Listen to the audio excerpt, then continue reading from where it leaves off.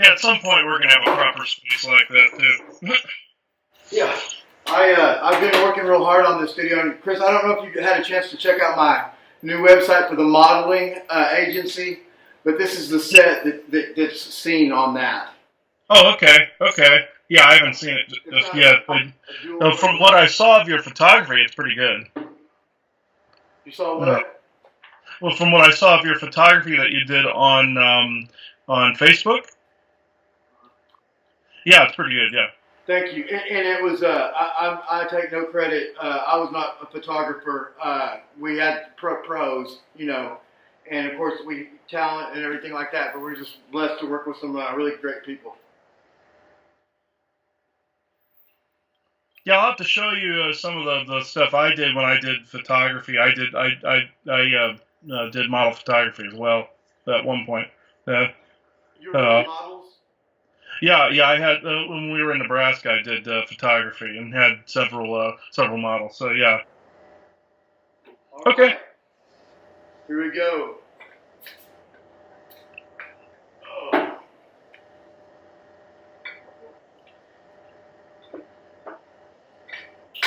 Okay. Yeah. Welcome to another exciting episode of You Don't Know. You don't know, huh? So don't act like you do. Because then something bad might happen to you. Christopher Jacobs, thank you so much for joining me today, sir. Yeah, it's good to be here, Ian. How are you doing? I'm doing pretty good. Been staying busy and, staying focused. I've been working out with my personal trainer about twice a week, and that basically equates to torture sessions. But I'm getting some results, so I'm pleased with it. Yeah, I've been going to a chiropractor to get my spine straightened. It was starting to hurt too bad, so had to get it slowly put back in place because I was starting to hunch over from something with my lower spine. I've been hit psychically so often that it started to affect my spinal column, and the spine has to go back into place. It's actually there now. Sometimes they'll fall back out, and I gotta put it back. But then I go swimming to exercise from that after I go to the chiropractic sessions. So yeah, I've been getting out of that deconditioned state that I was in after my accident. So it's been long enough. So I've been trying to get moving again. That's awesome. And me personally, I'm a big believer in chiropractic. It's a proven science. Oh yeah. This she uses a little pressure device on my spine and slowly moves it back into place. Do you sometimes feel instant relief just from that one session? Yeah, it's very strange actually because I notice when my spine is out of alignment, my psychic sight is also out of alignment. So it's like an antenna that's bent, and you have to put it back. And also my nervous system uh, usually is overtaxed. It feels like a lot of bugs going through my legs and back and everything. But once you started realigning that, it slowed down. That slowed down considerably. It's not gone, but it's nearly gone. So that's awesome. Now, when you speak of your accident, are you speaking of the motorcycle accident that you had as a young man? No, I didn't have it was not a motorcycle, but it was a pedestrian. Okay. Yeah, and got hit by a car and busted my legs. That also shifted my spine out of alignment too. Even though I had spinal problems before the accident, made it worse. And I didn't know how to realign my spine. So when I went and had it looked at, I saw that my hips were misaligned by they were kind of like at a slant, and my back was favoring my left side, and it was just a mess. But now it's actually okay. Oh, that's great. That's great. Did you find that this accident had any effect, aside, on your abilities, your psychic abilities? Oh yeah, most definitely. Yeah, when I got hit by the car, I found out I was actually dead for an hour, pretty much, and came back, and then I was all scrambled, spent a month in the hospital, and went through a lot of crap there. But then over time, noticed that I'd come back accelerated and with information. how to do things. I met up with guides there on the other side and spent a long period of time with them over there, and it was like a period of 2 weeks, the equivalent over there, and it was only an hour here. And when I came back with more information than when I left. Hmm. So are these the same guys that in some of our sessions you've spoken to the guys? Are these the same ones or? Yes, actually, yes. I met up with several of the same ones. Some I didn't know at the time, but I do know now. Ones that came later on, I met up with. I have memory of them being like in this big forest area with like a clearing, and these were other like giant forms, like Viking looking guides that were there. These big Norse Scandinavian looking beings. Oh, okay. So it's not. I hope I'm not saying the wrong word, but is Esau? That I know Esau is not a Viking, but is he just is he a guide or is it or what's? Am I saying the name wrong? No, no, he's a like a Sasquatch or like the species prior to Sasquatch. I believe he's an Anakim. They're called. They're like you have the Anakim, and then you have the ones that we know of as Sasquatch. They're like the ancestral ancient line to Sasquatch. Okay. Well, what differentiates, for instance, Esau from one of these guides? The same thing, pretty much. He's at a stage where he can traverse matter and energy, just like the other ones can. So he's at that stage. They were like I said, they were the ones that came before, and then now they have their descendants here on Earth. The same thing goes with these giants and Viking Scandinavian uh, guides as well. Oh, okay. So the Scandinavian top giants, they have actual ancestors that are maybe living in Scandinavia today, but they're just regular sized people. Yes, yeah, yeah. That what we would call the Vikings. They actually have a descent lineage from Atlantis and Hyperborea, the ancient land of Hyperborea, and before that it was ancient Maldek. Uh, when Maldek exploded, of course, there were also some of them down here on Earth in the Atlantean period. When Atlantis basically didn't sink, part of it drifted south, and that's Antarctica. But the other part raised up in the air, and that's what we call the Sky City, and that would be part of the part that was Hyperborea, along Iceland and the Scandinavian countries there, and that was considered to be the land of the giants. And then they basically downsized over a period of time and became the Scandinavian people. Oh, fascinating. I'd like you to comment on this idea that I picked up, probably less than a year ago, but it was somebody who wrote, I think, he's dead now, but it's over 100 years ago. He wrote a book about giants. And one of the things that he was saying is that these names of different, like, European tribes, for instance, the Gauls, the Britons, the Berserkers, which I guess are Vikings, and stuff Mhm. like this, are names of human tribes, but they were actually originally before that actual names of tribes of giants. Yeah, that resonates with me because I know the giants are the ancestral line then of our current Scandinavian Viking lines. Now, also there was a reptilian thread that got thrown in there at one point as well when the bad guys tried to come in. Oh, this woven reptilian thread got woven in, and that's where you get the king line from. Oh, you mean that's where you get the idea of kingship? Yeah, the idea of kingship, and also one several like the king lines of England and Scotland have that woven into them. Right. The real ones are the fake ones, are right. I don't think that. Yeah. It's kind of a very fascinating subject in itself. Oh yeah, yeah. When we found out how far back it went, first I thought some of it went back to Jesus being like the royal bloodline, but it actually goes back to David before that on that side, on the biblical side of it. I It goes came to back to find out. David. Yeah, it goes back to David. I came to find out where the reptilian lines got woven in, and then Jesus came along and tried to correct that anomaly with the his portion of the bloodline, but then it corrupted again further on down history. Wow. There's a coronation stone or something like this under the throne of the Queen of England. They've got a big block there, and I don't know if it's what it's called, Jacob's Stone or something like that. Have you heard of that? Oh yes, yeah, the Stone of Destiny. Yes, I've heard of that, and I looked into it.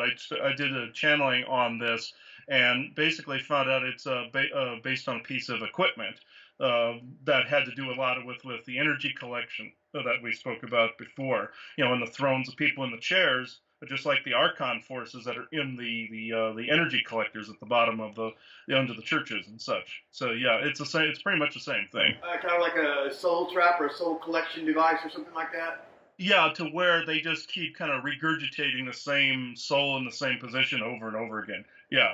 It seems that I think I've noted before that some of the concepts that you speak about are very similar to some of the concepts that Tim Refat speaks about, but y'all have your own names for it. And I think he called, or I think he adopts Russian scientist's name for that, which is I think it's a psychotronic generator.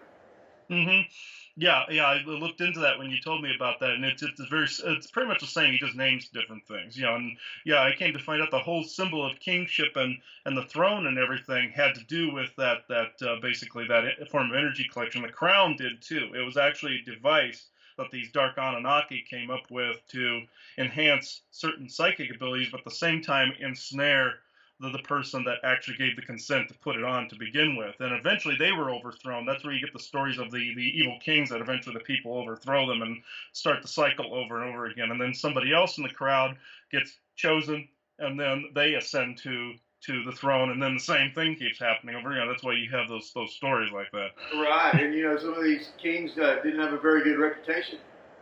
No, exactly. The same thing happened in Rome with the Caesars as well. That I found out it goes all the way back there as well. Well, yeah. They're still getting back to the kings. Okay, so maybe this throne, excuse me, crown almost made him somewhat like a Manchurian candidate or something, or mind controlled, even though they had enhanced abilities. hmm But I find it fascinating. I came across the concept maybe about a year ago or something like that. We think of kings as being all powerful and all this stuff like that. But one definition, I don't know how accurate this is, but in one way of speaking, the king is the ultimate sacrifice. hmm Exactly. I thought that was weird. I mean, I don't know exactly what they're. And then let me just throw in this too.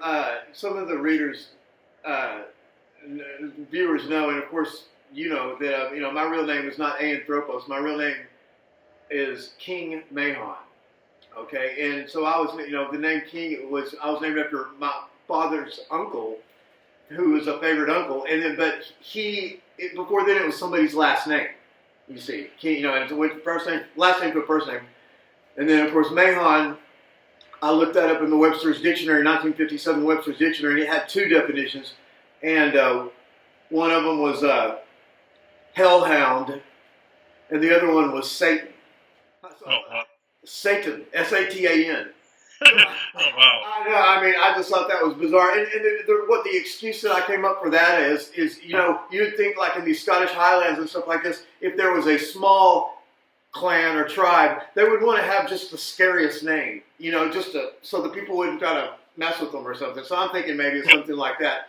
But so fascinating. So through coincidence or whatever, I wound up with this name, King Mahon. Well, what's the strangest thing about it is the national hero of Ireland, as you probably know, is Brian Boru or Brian Boru. Okay, famous figure. Well, he also has a title. Brian Boru has a title, and his title is King Mahon. Oh wow! Is that not weird? That's actually very interesting. That seems to resonate. Like I feel like you were also in that time frame with him. I feel like there's a connection. I guarantee you, my parents did not know that there was somebody from history named King Mahon. I guarantee it. Yeah, they probably thought that was a very unique name that nobody duplicated or had before, and they had it. That's very interesting that you're linked to the Irish kings like that. It seems to resonate. Just wanted to throw that out. I've also heard, I want to get your opinion on this. I've heard the idea that the parents don't really name the child. It's really the higher aspect of the child actually kind of names itself somehow. Yes, and there is a truth to that. The higher self will actually, people always have their higher soul aspects, and that is true where the soul does have a plan or mission when the soul comes in. So that actually makes sense that even a certain name, even one that doesn't make sense, would be part of that soul mission, because some souls come through to experience, trauma, experience, darkness in some aspects. Some people still do that now. Some souls still come in and do that now to experience that and get that out of the way. Most of them got out of the way a long time ago, but there's still some that kind of cycle in now because of the splitting of the densities that's going on. They're actually experiencing it over in this 3D energy as we're in the 4D over here. So that actually makes sense to me. So what is the deal? The world's splitting in two, or what? It's more of us on an energetic level. You still see everybody. People think, oh, they're going to vanish. Well, there's actually two reasons that why that does not happen. I found out quite a long time ago that the Galactics and some of the Agarthan beings decided, because there was an actual sort of rapture thing going on to where people would split into like a different universal thing because of this whole Mandela effect that's going on. They would actually split off into another timeline and they just disappear. That's where you get that phrase in the Bible: two go to the well and one disputes. That's where you get that in the Bible where two to one sort of thing. And the Galactic said, "Oh no, we don't want people to be freaked out by this Earth change going on. We have to step in and fix this." So they actually integrate very holographic technology into it. They call it holographic reintegration. It's called, to where it's a seamless switch over to a new timeline. And they it's at a point where they really don't need it much anymore. It was just further back then when the Earth changes were a little more violent. That's where you get the whole rapture thing from, and it never happened because they didn't allow it to. And it's basically people being split off to another timeline. Like if they need to learn more out of this, out of their darker periods, they can stay over here, and then the rest are in this other timeline. Well, not everybody goes over here. So so happens is the Galactics created a set of holograms so people just didn't look like they were vanishing. Uh, and it's the Mandela effect that's causing this weird thing. It actually, believe it or not, the Mandela effect started in the future, and then it trickled its way back here. It was another timeline where the bad guys had completely conquered the planet. Some groups of people came back in time to correct things, and it looped back this way. It actually started out over here. And that's where you get a lot of this changing the timelines, shifting the timelines thing going on. Yeah, I mean, the Mandela effect, when it came out a few years ago, or at least I came aware of it, one of the most provocative things.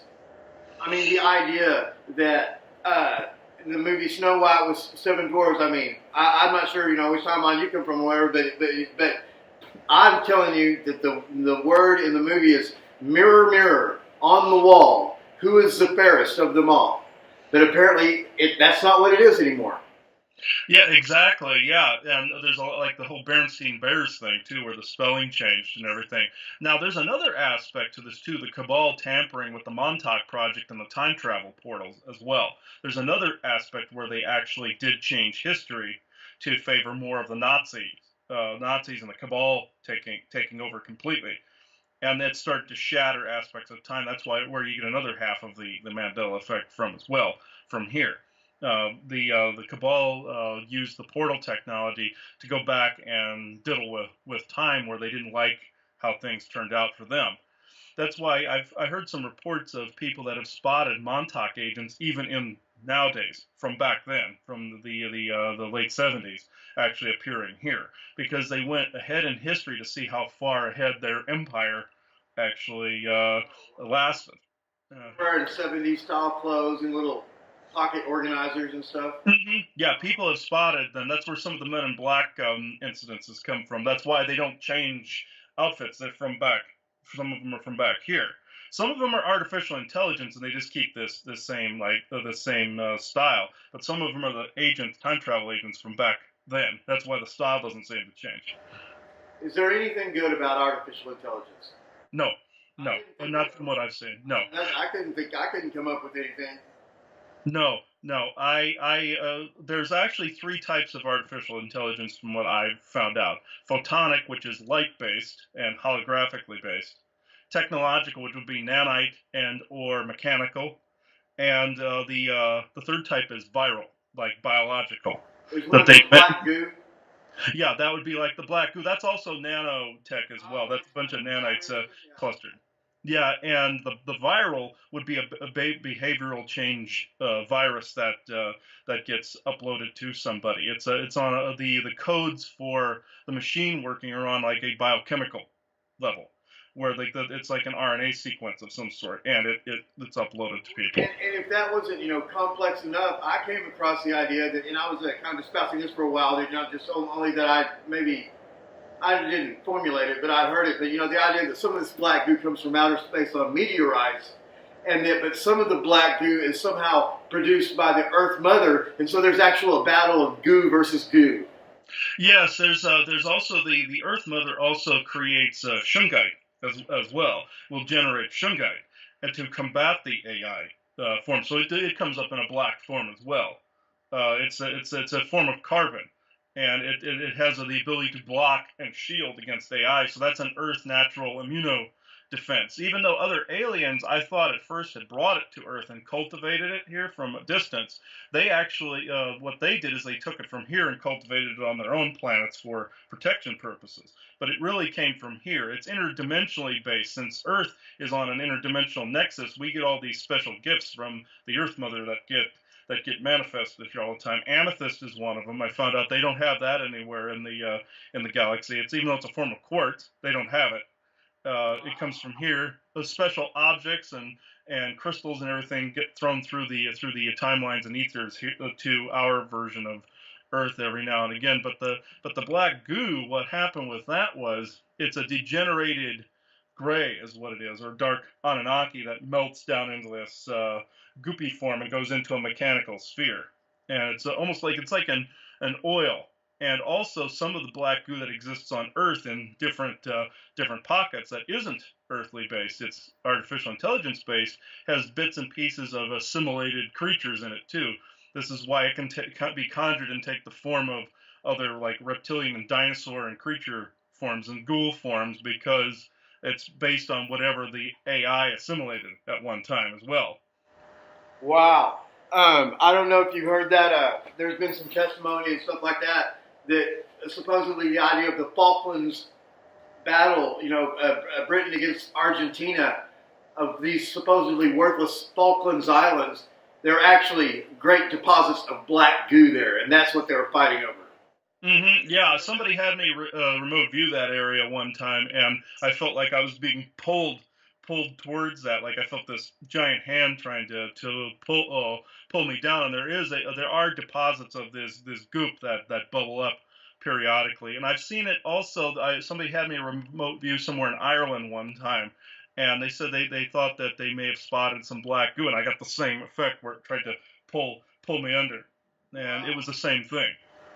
It was also reported, I think it was in Argentina, that the Bush family, George W. Bush Jr. or whatever, had bought an estate over there in Argentina, and you just happened to be neighbors or almost right next door to Angela Merkel's estate, from Germany, and the idea being that there are some natural or whatever, somehow some deposits of black goo at these locations.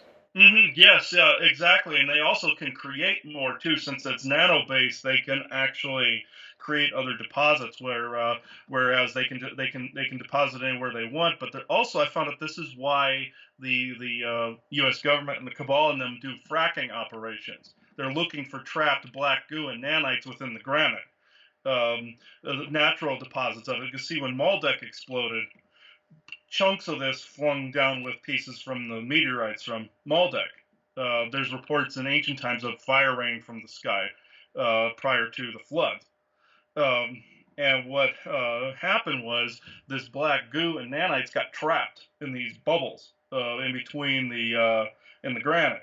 So when you see the cabal doing the fracking to try to pull like the crude oil out, what they're doing is pulling the black goo that's been stuck in the rocks for thousands of years out of there. I knew there was something more of that fracking than what they were letting on.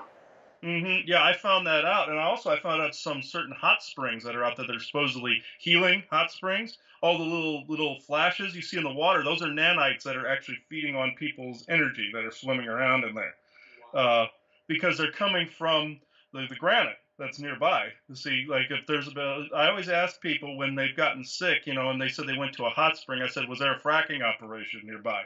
And they said, there was a couple people pointed out, said, yeah. I said, because they blasted these nanites out that trickled down to the water and ended up in the spring. And first thing they grabbed was the life force of the people that were nearby. So what did you ask him if there was blasting? You mean like mining operations or what? Yeah, like fracking. When they had the forced explosions, I always asked them if they heard like explosion sounds or like thumping or something like that nearby, or if there was fracking or something nearby. And almost every time somebody's told me yes, they either heard an explosion or they knew there was like some fracking thing nearby. So I just connected the dots that one created the other one. Yeah, I mean this fracking. I mean it just seems like just a suicide mission. It's just. I mean they're a hexavalent chromium. It's got some long. Basically, they're forcing that down into the dirt. That we're going to drink. I mean that's crazy. You know. Then they want to spread these nanites everywhere because they know if they get around people and start collecting the energy, they can replicate. So they're finding all these ancient deposits because their gods or masters are having them find all these old deposits because their supply is running out. Their supply of energy is running out because we're quickly becoming incompatible with these bad guys trying to harvest energy. So they're trying to come up with all sorts of ways to try to get us to go down in frequency so we're more compatible with them. But it's futile. It's basically they're on borrowed time. Well, now are these bad guys that you're talking about? Are they like spiritual entities, or are they in physical bodies? A little of both, actually. Like, say, ghouls, for example. You have like the classic demon ghoul.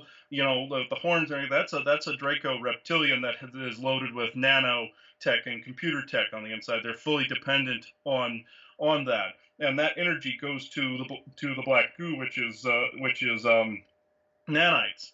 Well, you have the incorporeal type ghouls as well that are like sheets with like a face. I always say they look like black sheets floating around. That's where you get the ghostly looking type of form from, and those are basically energy. But they're still artificial intelligences. They're a bunch of the nanites put together. This is where, like I said, you get the ghostly look for. The white ones are more healthy. The black ones are ones that need to feed. Well, which one would be a wraith? Wraith. That would be pretty much the same thing, even though wraith is another word for ghost. I've looked up images of what people think wraiths are, and it's the same thing as a mimicker demon. What we call a mimicker demon, like I said, the sheet with the face. The reason I call them mimicker demons is because the nanites have to, or the AI has to. It's starting to lose power. So what it's doing is when it's trying to mimic, it's trying to get consent from somebody to steal their energy at a crucial time. They're basically approaching somebody and acting like they're a family member or the voice of a loved one or something like that. So people go, "Oh, hey, it's Grandpa. Hey, come in," and then boom, they just got consent to come into the home and keep harvesting energy over and over again. Did you say that had the face of a sheep? One of these. Oh no! Well, some of them have goat faces. Those are more like Jinn, but these it's like a sheet, like a bed sheet Oh, that floats. okay, yeah, okay, gotcha. Yeah, and some of them have a more solid, goopy-looking form. I've seen some ghouls that actually look like the black goo with like a head. I've seen that before, where some of them will hang out in houses and wait for ghosts to come in. They'll mimic the walls of a house and they'll wait for a ghost to come in and grab them like a Venus flytrap would for a bug. I've seen that before. They'll take the form of little children, old people. The old people one, those mainly Orion based life forms. They're like how we know of the Orion Greys. It's essentially all the same group of bad guys. They're just different forms of them, like Draco Reptilian, Tall White, Orion Gray, Zeta, not Zeta, but bad Zeta Greys, stuff like that. Well, the bad Orions look like really extremely old people. They're just really decrepit looking old people. Some of them wear a veil or a sheet, like an actual sheet around them. That's very similar to the ghouls that have look like a sheet. We've seen these Orion Greys before. My mother got attacked by one in her bedroom. She saw this veiled being that showed up that looked like it had a nun's habit on. Tried to mimic my grandmother, And when she realized it wasn't her, just face planted it right into the wall. And it was a solid being. It was solid flesh and blood. It was just very, very spongy. And just face planted, let out this really ugly shriek when boom, just smashed it into a wall.